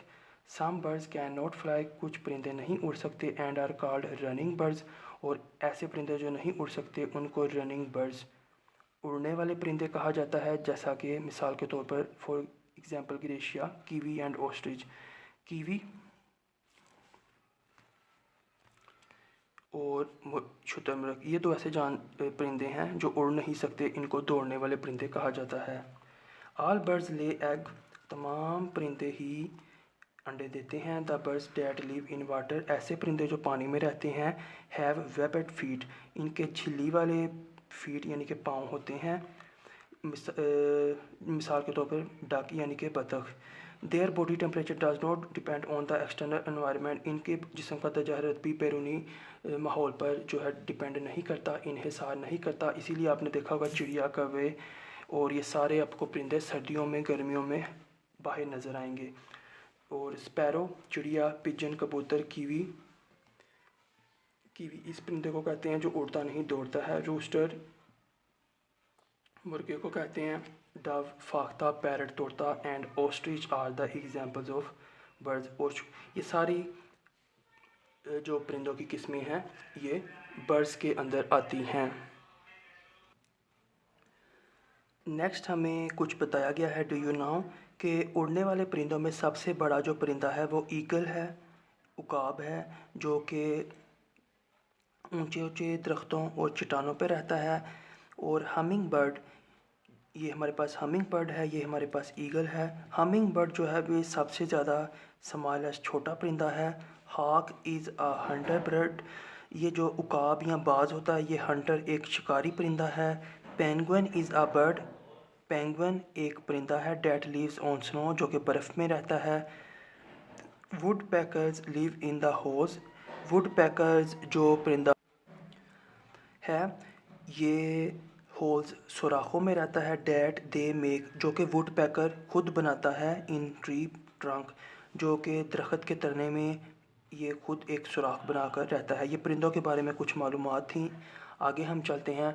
Birds have evolve from a generation of carnivore dinosaurs. वो कहता है कि परिंदों की नस्ल जो है गोश्त को डायनासोर की नस्ल से निकली है। How are birds different from reptiles. परिंदे रेंगने वाले जानवर से किस तरह मुख्तलिफ होते हैं।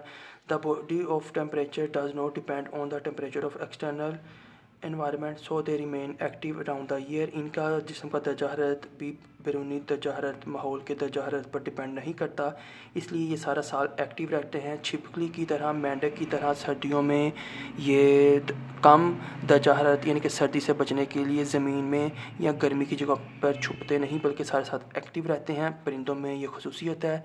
दे show parental care they make, यानी कि इनके जो वालिदैन हैं वो इनका ख्याल रखते हैं। इसी वजह से परिंदों की नस्ल आज भी कायम है। They make nest to live, ये घोंसले बनाकर रहते हैं। They migrate from one place to another, ये एक जगह से दूसरी जगह हिजरत भी करते हैं। तो परिंदे रेंगने वाले जानवर से किस तरह मुख्तलिफ हैं, क्योंकि परिंदे उड़ सकते हैं, रेप्टाइल्स उड़ नहीं सकते। तो परिंदे एक जगह से दूसरी जगह हिजरत कर सकते हैं।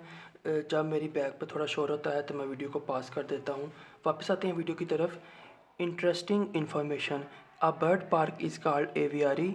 ऐसा पार्क जिसके अंदर परिंदों को रखा जाता है, जिसे जैसे चिड़ियाखाना चिड़ियाघर होता है, इसी तरह चिड़ियाखाना से एवियरी कहते हैं। There is a bird park in Islamabad.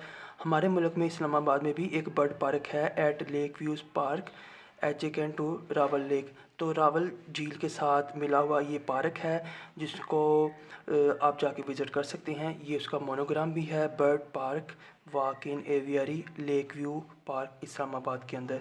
This is the third in the world and largest bird park of Pakistan का ये सबसे बड़ा पार्क है परिंदों का, और दुनिया में ये तीसरा बड़ा पार्क है। There are 280 types of birds here whose number is more than 4000। 4000 परिंदे हैं जो कि 280 से ज़्यादा किस्मों के हैं। तो ये एक इंटरेस्टिंग इन्फॉर्मेशन थी। नेक्स्ट हम मूव करते हैं। तो अभी मैंने आपको बोला था कि जो परिंदे हैं वो लास्ट कैटेगरी है वर्टिब्रेट्स की। तो बेसिकली इसमें लास्ट कैटेगरी परिंदों की नहीं, ये मिस्टेक थी। तो मैमल्स रीढ़ की हड्डी वाले जानवरों की लास्ट कैटेगरी है। दे हैव फर, इनकी जिस्म के ऊपर बाल होते हैं। बाल नहीं कहना चाहिए बल्कि एक खाल होती है, और हेयर या बाल या खाल होती है इनके जिस्म के ऊपर। Body mammals give birth to their young ones. Mammals जो होते हैं वे अपने बच्चों को बर्थ करते हैं, जन्म देते हैं। And feed them on milk, और ये उनको दूध भी पिलाते हैं। तो the body temperature of mammals does not depend on the temperature of the external environment, यानी कि जो मैमल्स होते हैं इनके जिस्म का भी दर्जा हरारत बैरूनी दर्जा हरारत पर मुनहसर नहीं होता, कोई असर नहीं होता इनको सर्दी और गर्मी के बढ़ने कम होने का। इनकी मिसालें हैं मैमल्स की, यानी कि जिनके अंदर रीढ़ की हड्डी होती है। घोड़ा हॉर्स, काऊ गाय, गोट बकरी, टाइगर चीता, कैट बिल्ली एंड ह्यूमन और इंसान। ये सारी की सारी आर एग्जाम्पल्स ऑफ मैमल्स की मिसालें हैं। तो कुछ दिलचस्प मालूमात पढ़ लेते हैं। पोलर बियर, बर्फ़ानी जो रीछ होता है, ये कुतुब शुमाली में रहता है। इसकी जिस्म के ऊपर थिक कवरिंग ऑफ फर, मोटी खाल होती है। Elephants live in hot climate, हाथी जो हैं ये गर्म आबो हवा में रहते हैं। So its body is not covered by thick layer of hair और फर, यानी कि अगर अल्लाह ताला ने इस पोलर बियर को बर्फ़ानी इलाके में रहने के लिए बनाया है तो इसके जिस्म पर मोटी खाल बना दी है। हाथी ने गर्म इलाकों में रहना होता है, जंगलों में धूप में फिरना होता है, तो इसके ऊपर थिक लेयर ऑफ हेयर और फर नोट, इसके जिस्म पर जो मोटी लेयर मोटी तय होती है बालों की या फर की या खाल, वो ज़्यादा मोटी नहीं होती क्योंकि इसने गर्मी में फिरना है। प्लेटिपस इज़ अ मैमल, ये हमारे पास ये भी एक मैमल की किस्म है जिसका नाम प्लेटिपस है। They are female eggs and feed milk to the young ones, यानी कि जो ये भी अपने बच्चों को जो है अंडे देते हैं और बच्चों को जब वो अंडों से निकलते हैं तो दूध पिलाते हैं। Kangaroo keeps it's new born babies in external pouch on the belly, pet. Kangaroo के पेट के नीचे एक छोटा सा थैली होती है जिसको बेली के ऊपर, जिसको पाउच कहते हैं। इस पाउच के अंदर ये अपने छोटे बच्चों को रखता है। Bat is a flying mammal, bat एक मैमल है जो अपने बच्चों को दूध भी पिलाता है, लेकिन ये उड़ भी सकता है परिंदों की तरह, लेकिन ये परिंदों की कैटेगरी में नहीं आता। बैट यानी कि चमगादड़ को हम मैमल्स की कैटेगरी में ही रखते हैं। वीडियो लंबी हो रही है, कोई चीज़ इसमें आपको ना समझ आई हो तो आप कमेंट सेक्शन में पूछ सकते हैं। इंटरेस्टिंग इन्फॉर्मेशन एक और आ गई है। Among the vertebrates in the world, birds and mammals are the largest group. जो भी रीढ़ की हड्डी वाले जानवर हैं दुनिया में, उनमें परिंदों और मैमल्स की तादाद सबसे ज़्यादा है। What is the reason? इसकी वजह क्या है? The reason is that both show parental care.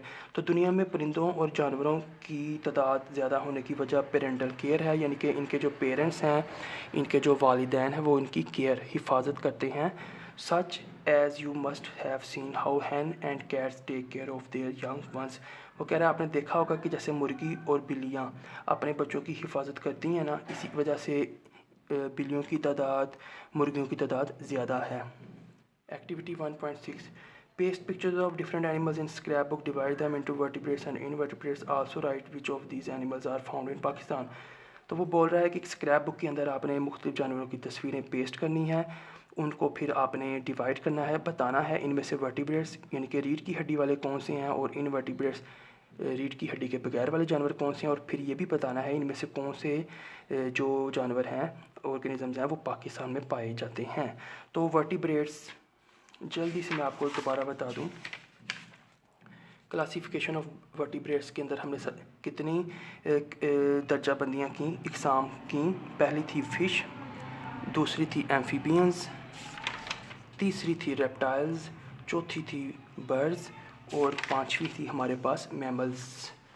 ठीक है, ये कुछ इस तरह से। और काफ़ी ज़्यादा मेहनत से ये वीडियो तैयार हो रही है, तो वीडियो आपके लिए मददगार लगे तो चैनल को सब्सक्राइब लाजमी कीजिएगा। बाकी आपकी मर्ज़ी है, क्योंकि हम व्लॉगर्स को काफ़ी ज़्यादा सपोर्ट करते हैं, तो हमें चाहिए कि हम जो मेहनत तलब दूसरे कैटेगरीज़ के यूट्यूबर्स हैं उनको भी सपोर्ट करें। मैं अपनी बात नहीं कर रहा, जो भी आपको टीचर्स या ऐसी वीडियोस अपलोड करने वाले नज़र आएँ, आप उनको सपोर्ट लाजमी करें। तो इनवर्टिब्रेट्स की अब बारी है। हमारे पास वर्टिब्रेट्स को हमने पढ़ लिया। इनवर्टिब्रेट्स वो होते हैं जिनके अंदर रीढ़ की हड्डी नहीं होती। इनकी दर्जाबंदी हम करते हैं। तो the major groups of invertebrates के अंदर जो बड़े बड़े ग्रुप्स हैं उनको इस तरह से नाम दिए गए हैं। स्पॉन्जिस, ऐसे जानदार जिनके ऊपर मुसाम होते हैं। वॉर्म्स, सुंडियाँ, सुंडी टाइप इंसेक्ट्स, कीड़े। मोलक्स यानी कि घोंगे, जिनको पिलपिले नरम नरम जिस्म भी होते हैं, ये आगे पढ़ेंगे। एंड एकिडम्स। ठीक है, तो प्रोनाउंसिएशन में थोड़ी मिस्टेक हो सकती है। एकिडम्स। खैर, अब हम ये जो स्पॉन्जिस हैं इनको पढ़ लेते हैं। These are aquatic animals. ये पानी के जानवर हैं। एक्वेटिक का मतलब है आबी, पानी के जानवर हैं, ये पौधे नहीं हैं। And most of them live in the ocean. इनमें ज़्यादातर जो है वो समुंदर में रहते हैं। ओशन, समुंदर। They are of various colours. इनके मुख्तलिफ रंग होते हैं। They usually remain attach to stones. ये आमतौर पर पत्थरों के साथ जुड़े रहते हैं जो कि समुद्र की तह में होते हैं।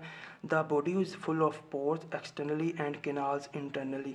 इनके जिस्म के ऊपर पोर्स मुसाम होते हैं। कैनाल्स अंदर नालियाँ सी होती हैं इनके जिस्म के अंदर। Water enters through the pores and exits through a large pore. यानी कि इन्हीं मुसामों से इनके अंदर पानी जाता है और फिर वो बड़े मुसामों से, बड़े सुराखों से बाहर निकल आता है। If any body part breaks they can form it again. तो ये जो स्पॉन्जेस होते हैं, इनके अगर जिस्म का कोई हिस्सा टूट जाए, कट जाए, तो इसको दोबारा भी बना लेते हैं। रीढ़ की हड्डी के बगैर जानवरों की बात हो रही है, तो इसमें दूसरी कैटेगरी है हमारे पास वॉर्म्स की, जिसको नरम कीड़े या फिर सुंडियाँ भी कहते हैं, सुंडी की शक्ल के। Worms are soft bodied animals. ये नरम जिस्म वाले जानवर हैं। Their bodies round. इनकी जो, जैसे ये मेरा पेन है, इनकी जिस्म गोल होता है, सिलेंड्रिकल, लंबा सा होता है। They have no legs. इनकी टांगें नहीं होती। The body of some worms is divided in segments. ये जो वॉर्म्स होते हैं, इनकी जो बॉडी है, इसके सेगमेंट्स जो है हिस्से होते हैं अलग अलग। फॉर एग्जांपल अर्थ वॉर्म्स, आप देख सकते हैं ये ब्लैक पार्ट है, इसके अंदर ये वाला पार्ट अलग है और फिर ये दुम सा अलग है, तो ये सेगमेंट इसके 3 हिस्से हो गए, आप कह सकते हैं।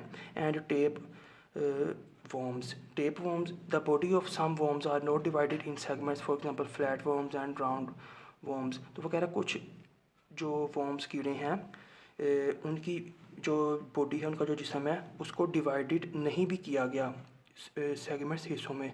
इसके अंदर आपको 3 हिस्से नज़र आ रहे हैं। तो वो कह रहा है ऐसे भी वर्म्स होते हैं जिनके अंदर बॉडी को डिवाइड नहीं किया जाता, जैसा कि फ्लैट वर्म्स आप देख सकते हैं, इनकी एक ही बॉडी है, 2 हिस्से नहीं हैं। और राउंड वर्म्स, इनकी भी एक ही बॉडी है, इसके अंदर भी 2 हिस्से नहीं हैं। तो रीढ़ की हड्डी के बगैर वाले जानदारों में तीसरे नंबर पर जो कैटेगरी है वो है इंसेक्ट्स, जिनको कीड़े कहते हैं। The insects are invertebrates. कीड़े जो हैं रीढ़ की हड्डी के बगैर वाले, विद जॉइंटेड लेग्स, और जुड़ी हुई टांगों वाले जानवर हैं। ये जो जानदार हैं, तो देयर बॉडी इज़ सेगमेंटेड। ये जो जानदार हैं जिनका नाम कीड़े रखा गया है, इनकी बॉडी के अंदर हिस्से होते हैं। The body is divided into 3 parts, और इनके जिस्म के अंदर 3 हिस्से होते हैं। ये ऐसे जानदार हैं जिनके जिस्म के अंदर 3 हिस्से होते हैं। पहला हिस्सा होता है सर, थोरक्स, दूसरा हिस्सा होता है छाती, एंड एब्डोमेन। इनका जो पेट है वो पीछे होता है। अभी आपने इधर पढ़ा था तो इनका पेट जो है वो दरमियान में था। तो इसके अंदर जो 3 हिस्से हैं, पहला सर, छाती, abdomen, pet. The number of legs is 6 और 3 पेयर्स। तो इनके अंदर जो कीड़ों के अंदर जो टांगें वो आमतौर पर 6 होती हैं, या फिर 3 का पेयर होता है, यानी कि 3 इस तरफ 3 इस तरफ। The external surface of the body is hard. ऐसे ये जो जानदार हैं जिनको कीड़े कहा जाता है, इनकी एक्सटर्नल बाहर की जो सतह है वो हार्ड सख्त होती है, विच इज़ कॉल्ड एक्सोस्केलेटन। यानी कि ये स्केलेटन अगर हम इंसानों में ढांचे के लिए इस्तेमाल लफ्ज़ करते हैं, तो ये भी इनके लिए एक ढांचे की तरह की सतह होती है, surface. The exoskeleton protects and supports the body. तो इनका अंदर का जो निज़ाम है वो काफ़ी नाजुक सा होता है, और जो भी हिफाजत है उसकी ये एक्सटर्नल सरफेस ही करती है, जिसको एक्सोस्केलेटन कहते हैं। कीड़ों की कुछ मिसाल देख लें आप। वेस्प, ये भीड़ टाइप है, ये लाल बेग है, मॉस्किटो मच्छर, हनी बी शहद की मक्खी, कॉकरोच, लाल बेग। तो आप शहद की मक्खी में देख सकते हैं, ये इसका हेड है, ये इसका थोरक्स है, ये एब्डोमेन यानी कि पेट है।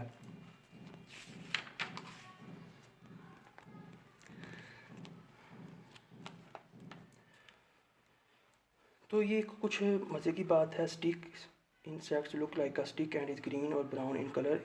ये स्टिक इंसेक्ट, स्टिक यानी कि स्टिक जैसे कीड़ों की किस्म है जो उनका रंग ब्राउन होता है। It is also known as walking sticks. इनको चलने वाली स्टिक्स यानी कि छड़ियाँ भी कहा जाता है। Leaf insects looks like a leaf. एक ये पत्तों की जैसे कीड़े होते हैं जो कि पत्तों की तरह दिखते हैं। Both of these hide in environment to remain hidden from the enemy. तो अल्लाह ताला ने इनकी शक्ल इस तरह से ऐसे बनाई है कि ये पत्तों के साथ मिलकर अपनी शक्ल मिक्स कर लेते हैं और परिंदों से महफूज रहते हैं। परिंदे इनको खा नहीं पाते, वो इनको पता ही समझते हैं। इसी तरह ये स्टिक जैसे होते हैं, लेकिन ये कीड़े हैं, लेकिन दरख्त की शाख के साथ ये चिपक जाते हैं, तो कंफ्यूज हो जाते हैं इनके दुश्मन। वो समझते हैं कि ये दरख्त की ही शाख है, हम इनको ना ही खाएं। तो चौथी किस्म रीढ़ की हड्डी के बगैर वाले जानवरों में मोलस्क्स, जिसको घोंगे या पिलपिले जिस्म वाले जानदार भी कहा जाता है। They are soft bodied animals. तो इनके जिस्म सॉफ्ट बॉडी, नरम जिस्म वाले होते हैं ये वाले जानवर। दे लिव इन पॉन्ड्स, ये तालाबों में रहते हैं। लेक्स, झीलों में रहते हैं। रिवर्स, दरियाओं में रहते हैं। ओशन, समुद्रों में रहते हैं। एंड ऑन लैंड, और ज़मीन पर भी रहते हैं। दे मूव फ्रीली और रिमेन अटैच टू एनीथिंग। ये या तो आज़ादाना फ्रीली मूव हरकत करते हैं, या रिमेन अटैच्ड या जुड़े रहते हैं किसी जिस चीज़ के साथ। Body of some molluscs is covered with shell. कुछ मोलस्क्स जो होते हैं उनकी जो बॉडी जो जिस्म है वो कवर होता है। तो ये जो मोलस्क्स होते हैं इनमें से कुछ ऐसे होते हैं जिनकी जो बॉडी है वो ढकी होती है, कवर होती है विद शेल, एक खोल की मदद से। मिसाल के तौर पर स्नेल एंड ओयस्टर। अभी आप स्नेल गूंगे को देख सकते हैं। ओयस्टर सीपी, सीप, इसे सीपी भी कहा जाता है। इसके ऊपर भी आप देख सकते हैं कि ये बेसिकली इसकी बॉडी है, और ये जो सीप है ये इसकी बॉडी को कवर करके रखती है। Whereas some are without shell. कुछ ऐसे भी मोलस्क्स होते हैं जिनके ऊपर कोई भी शेल या खोल नहीं होता। शेल का मतलब खोल, मिसाल के तौर पर ऑक्टोपस। ये सारे के सारे पिलपिले नरम जिस्म वाले जानवर हैं जिनमें कुछ के ऊपर खोल होता है, कुछ के ऊपर खोल नहीं होता। नेक्स्ट हमारे पास है when a grain of salt और sand enters the body of oyster और mollusc it forms a pearl around the grain, it takes years to form a pearl. तो जब एक नमक का दाना जिस्म में दाखिल होता है ऑयस्टर सीप के, तो जो कि एक मोलस्क है, ये एक मोती की शक्ल में बन जाता है और इस मोती को बनने में कई साल लग सकते हैं। तो ये एक मालूमात के लिए था। आगे हमारे पास है अकाइनोडर्म्स। अकाइनोडर्म्स ऐसे जानदार हैं जो कि बहरी होते हैं, यानी कि समुद्र में होते हैं, कांटेदार जिल्द वाले होते हैं। तो these animals are found only in ocean, ये समुद्रों में ही पाए जाते हैं। They do not have any head, इनका कोई सर नहीं होता। The animals may be disc or star shaped or a long one, इनकी जो ये जो जानवर हैं इनकी जो शक्ल है वो स्टार की शक्ल की हो सकती है और अ लॉन्ग वन और या लंबी। The body has a spiny covering, spiny कांटे, तो इनकी जिस्म के ऊपर कांटे होते हैं। शक्ल जो है वो स्टार जैसी होती है। इनके अंदर भी रीढ़ की हड्डी नहीं होती। ये पांचवी किस्म है अकाइनोडर्म्स, जो कि इनवर्टिब्रेट्स जानदारों की कैटेगरी में आते हैं। इसकी मिसाल है starfish, C एनम्स and brittle star. तो आगे हमारे पास वर्टिब्रेट्स और इनवर्टिब्रेट्स का टॉपिक ख़त्म। हमारे पास बायोडाइवर्सिटी के नाम से नया टॉपिक है जिसको हयातियाती तनू कहते हैं। As we have read in previous class, पिछली जमात में हमने पढ़ा था, the number of kinds of living things present at a particular place is called biodiversity. किसी एक जगह पर नंबर ऑफ काइंड्स, मुख्तलिफ़ किस्मों की जो किस्मों की तादाद में जो जानदार चीज़ें रह रही होती हैं उसको हम उस तादाद को, उस किस्मों की तादाद को हम हयातियाती तनू कहते हैं। The type of plants and animals no longer found in this world are called extinct. तो जानदारों में ऐसे पौधे और जानवर जो कि इस दुनिया में अब नहीं रहे, ख़त्म हो चुके हैं, उनका एक भी सैंपल, एक भी जानदार वजूद में नहीं रहा, उनको हम एक्सटिंक्ट कहते हैं, जिसे उर्दू में मादूम या नापैद कहते हैं। मिसाल के तौर पर डायनासोर जो कि अब नापैद हो चुके हैं। Many organisms that are very likely to become extinct. तो कुछ जानदार ऐसे भी हैं, ऑर्गेनिज़म ऐसे भी हैं जो कि मादूमियत का शिकार होने वाले हैं, यानी कि बहुत जल्द ख़तरा है कि वो भी नापैद हो जाएंगे, हमें इन नियर फ्यूचर, मुस्तकबिल में कभी नज़र नहीं आएंगे। तो ऐसे अगर कोई जानदार हों तो उनको कहा जाता है एंडेंजर्ड, ख़तरे से दो चार जानदार organisms, such as Bengal tiger, यानी कि बांग्लादेश के जो टाइगर्स हैं, रहीनोसीरस, ठीक है, ईटीसी, ये सारे जो जानदार हैं ये ख़तरे से दो चार हैं। इनकी जो नस्ल है वो दिन ब दिन कम हो रही है। There are many endangered animals in Pakistan. Pakistan में भी ख़तरे से दो चार जानवर मौजूद हैं जिनका खदशा है कि वो आने वाले सालों में ख़त्म हो सकते हैं मुकम्मल तौर पर। दुनिया में ये कहीं पर मौजूद भी नहीं है। मिसाल के तौर पर स्नो लिपर्ड, बर्फ़ानी जो लिपर्ड है, चीता, ग्रीन टर्टल, सब्ज़ कछुआ, हॉक बाज, इंडस डॉल्फिन, दरियाए जो सिंध की मछली है, एंड मारखोर, ये सारे जानदारों की तादाद कम हो रही है, तो ये ख़तरे से दो चार हैं। एक्टिविटी 1.7 है take a chart paper. Chart paper लें, cut picture of various plants and animals from old newspapers और magazines and paste on the chart paper. तो वो कह रहा है पुराने मैगजीन्स, रसालों और अखबारों से मुख्तलिफ़ जानवरों की तस्वीरें ढूंढें, उनको काट कर लगाएं। You have placed all the organism together at one, what is it, this is called biodiversity. मिसाल के तौर पर ये देखें, उसने ये किसी मैगजीन से चीते की शक्ल काटी है, ये एक कीड़ा है, ये तोता है, ये फूल है, ये सारी तस्वीरें उसने काट के चार्ट के ऊपर लगा दी हैं। तो वो कह रहे हैं ये मुख्तलिफ़ किस्म के जो जानदार आपको नज़र आ रहे हैं इकट्ठे, इसी चीज़ को कहते हैं बायोडाइवर्सिटी। उम्मीद है आपको ये कॉन्सेप्ट भी समझ आ गया होगा। तो नेक्स्ट है हमारे पास ह्यूमन इम्पैक्ट ऑफ बायोडाइवर्सिटी। एक जगह पे जो जानदारों की किस्में रहती हैं उसके ऊपर इंसानों के क्या असरात हैं। The forest are being cut for cultivation and urbanisation. घरों को बनाने के लिए और ज़्यादा से ज़्यादा काश्त करने के लिए, फसलें गंदम चावल वगैरह काश्त करने के लिए जो जंगल हैं उनको काटा जा रहा है। The cutting of forest has destroyed the habitats of animals. तो जब उन जंगलों को काटा जाता है तो उन जंगलों में रहने वाले जो जानवर होते हैं उनके हैबिटेट्स, मस्कन, उनके घर जो हैं डिस्ट्रॉयड, तबाह हो जाते हैं। Another human act of excessive hunting of animals has endangered animals। तो इस तरह भी जानवरों की तादाद कम होती है। इसके अलावा जो ह्यूमन इंसान जो हैं एक्सेसिव, हद से ज़्यादा हंटिंग, जब शिकार करते हैं जानवरों का, एनिमल्स का, ऑफ का, तो इससे भी एंडेंजर्ड एनिमल्स, इससे भी जो जानदार हैं वो ख़तरे से दो चार हैं कि हम इतना शिकार करें कि बाद में हमें उस नस्ल का कोई जानवर देखने को ही ना मिले और फिर हम शिकार भी नहीं करेंगे और उसको देखने से भी हमेशा के लिए महरूम हो जाएंगे। पाइन ट्रीज़ इन बुनेर, खैबर पख्तूनख्वा में सनोबर के दरख्त, पाइन ट्रीज़ जूनिपर, ये भी सनोबर की तरह का एक दरख्त होता है। Ziarat Balochistan and mangrove at the sea horse in Sindh are disappearing at a fast. ये सारे जो जानदार हैं ये पाकिस्तान में जो हैं डिसअपेयरिंग, जल्दी से ख़त्म हो रहे हैं, इनकी तादाद कम हो रही है। Indus dolphin is blind. Indus dolphin, ये जो डॉल्फिन की किस्म है ये ब्लाइंड, अंधी होती है, but it can differentiate between light and the dark. ये रोशनी और अंधेरे में लेकिन फ़र्क कर सकती है। Due to construction of dam at Indus river, दरिया सिंध पर जो डैम बना है उसकी वजह से dolphins have declined in number. जो डॉल्फिन्स हैं उनकी तादाद कम हो गई है। Now they are found only between Jinnah and Kotri barrage. ये अब सिर्फ कोटरी और जिना बराज में ही मिलती है। कंजर्वेशन ऑफ बायोडाइवर्सिटी, ये जो जानदारों का गिरोह है इसको हम तहफ़्फ़ुज़ कैसे दे सकते हैं कि इनकी नस्लें ख़त्म ना हों, आने वाले दौर में ये मौजूद रहें। तो इसमें आता है कि for the conservation of biodiversity, हयातियाती तनू, जानदारों का ये जो तनू है, मौजूदगी है, इसको अगर आप कंजर्वेशन महफूज करना चाहते हैं तो ये काम करें। Trade of endangered animals has been regularised.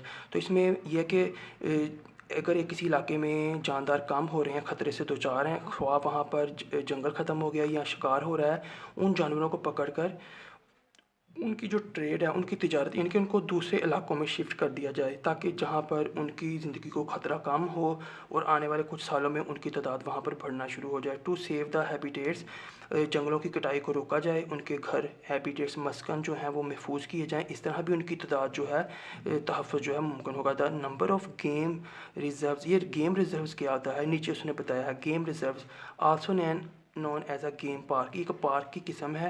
Is a large area of land, ये ज़मीन का एक बड़ा हिस्सा होता है, इलाका होता है जहाँ विल्ड एनिमल्स लिव सेफली, जहाँ पर जंगली जानवरों को महफूज तौर पर रखा जाता है, वहाँ पर वो रहते हैं। In some game reserves animals are hunted in a control way, यानी कि इसके अंदर जिन जानवरों को ख़तरा होता है ख़त्म होने का, उनको इकट्ठा करके लाकर मसनूई तरीके से आबाद किया जाता है और फिर वो वहाँ पर महफूज रहते हैं। वहाँ पर जंगलात की कटाई का उनको ख़तरा नहीं होता और इंसानों के शिकार करने का भी ख़तरा नहीं होता। लेकिन इन सम गेम रिजर्व्स, कुछ गेम रिजर्व्स के अंदर अगर जानवरों की तादाद बढ़ जाए तो उनको महदूद तौर पर उनका शिकार भी कर लिया जाता है। National parks have been made all over the world, पूरी दुनिया में नेशनल पार्क बनाए गए हैं। Where endangered animals are kept, जहाँ पर जिनकी तादाद जानवरों की कम हो जाती है, वो ख़तरे में होते हैं, एंडेंजर्ड, उनको वहाँ पर रखा जाता है। चैप्टर हमारा तकरीबन ख़त्म हो चुका है। लास्ट में हमारे पास इंफॉर्मेशन के लिए ये मैंग्रोव्स है। ये छोटे छोटे कद के दरख्त होते हैं। मैंग्रोव्स आर स्मॉल ट्रीज़, छोटे कद के दरख्त होते हैं। That grows on coastal areas, जो कि साहली इलाकों में उगते हैं। They protect shore lines from damage, ये जो किनारा होता है, दरिया का किनारा, साहिल का किनारा, साहिल या दरिया का किनारा, ये उनको जो है डैमेज, तोड़ फोड़ या उनको टूटने से महफूज रखते हैं। They act as nurseries for marine animals such as fish, crabs, prawns etcetera. तो इसके अंदर ये जो समुद्री जानवर हैं, जैसे मछली हो गई, केकड़े हो गए, झींगे हो गए, वो भी इनके अंदर अपना मस्कन, घर बनाते हैं और अपनी तादाद बढ़ाते हैं। ये उनके रहने की जगह भी है। The government of Pakistan earns foreign exchange from the export of these animals. तो इसके अंदर जब ये झींगे, केकड़े वगैरह पलते हैं, बढ़ते हैं, तो पाकिस्तान की हुकूमत इनसे फॉरेन एक्सचेंज, इनको आप समझ लें कि बरामद कर दिया, इनसे पैसे भी कमाए जाते हैं। Mangroves also reduce smoke and pollution of the city. ये जो मैंग्रोव्स होते हैं ये ऐसे दरख्त हैं कि जो शहर की आलूदगी को भी कम करते हैं और धुएँ को भी। Conservation of mangroves is very necessary. आगे वो बोल रहा है कि मैंग्रोव्स भी अपनी वजूद को ख़तरात से दो चार समझ रहे हैं, इनकी हिफाजत भी, कंजर्वेशन तहफ़्फ़ुज़ भी बहुत ज़्यादा ज़रूरी हो चुका है। ये काफ़ी ज़्यादा लंबी वीडियो थी जिसके अंदर काफ़ी ज़्यादा मेहनत लगी। अगली वीडियो में मैं आपके साथ एक्सरसाइज और सारे क्वेश्चन जो है डिटेल के साथ आसान वजाहत के साथ शेयर करूँगा। तो अब तक के लिए इतना ही। चैनल को सब्सक्राइब लाजमी कीजिएगा। मैं हूँ मोहम्मद हारिस। मिलेंगे अगली किसी वीडियो में जो कि मुमकिन तौर पर इन्हीं सवालात के जवाबात के बारे में होगी। तब तक के लिए अल्लाह हाफिज़।